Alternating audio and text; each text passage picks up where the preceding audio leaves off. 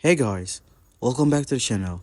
Whether you're here to compare apps, learn something new, or just stay updated, you're in the right place. Let's jump straight into it. Guys, welcome back to the channel. Today, we're talking about how to watch local channels and get live TV on your TCL Smart TV so you can enjoy your favorite broadcast without extra subscription. If your TCL TV has built-in a digital tuner, all you need is to connect an HD antenna to the TV satellite antenna input. Once connected, press the home button, go to settings, then select live TV or channel scan. Run the channel scan to let your TV find all available local channels in your area. After scanning, you will be able to watch like local news, sports, and another free broadcast right away.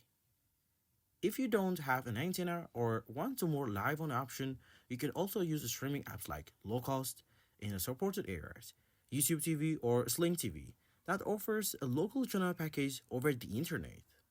And that's it. Thanks for watching. If this helped you to get a local channels on your TCL TV, please like the video, leave your questions in the comments, and subscribe for more smart TV tutorials and guides. See you in the next time.